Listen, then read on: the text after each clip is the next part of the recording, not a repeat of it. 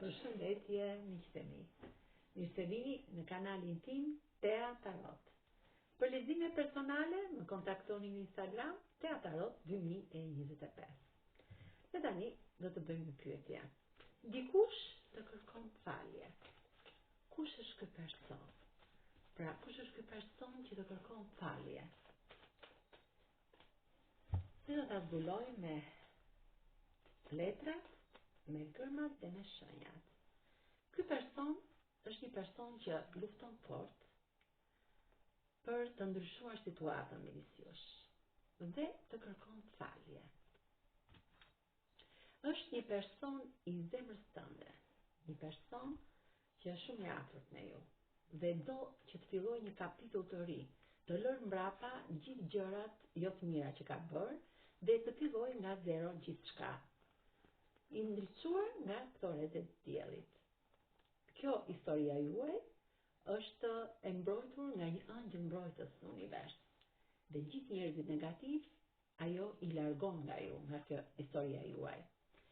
Ti për këtë person je mbretëresha e shpatave, e shkopidhe, një femër shumë e fuqishme, një femër e fortë, intelekte, e zgjuar, që fal dashuri pa kushte, pas një lloj interesi, pas një lloj kompromisi.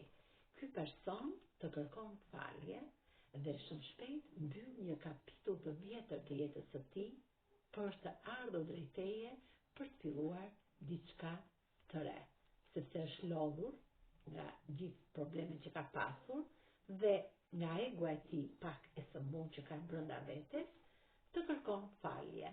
Është një person shumë inteligjent, që ka shumë parandjenja, intuit. Të kërkon falje dhe me këtë falje që të kërkon, juve ju transformohet në mënyrë të papritur dhe të befasishme kjo lidhje bukur dashurie. Me kë rezonon kjo histori? Me kë shenjë? Kush është ky person? Me kë shenjë rezonon? Me akrepin, me luanin, me denin, me dashin, peshqit, peshoren dhe bigjëreshën. Kurse me gërmat mund të rezonoj, është energji e përgjithshme dhe nuk mund të rezonoj me të gjithë. Me gërmën A, gërmën P, gërmën Z, R, V, N, G, S, E, N, U, G, H, T, Q, L, Zh dhe gërmën M. Faleminderit shumë, miq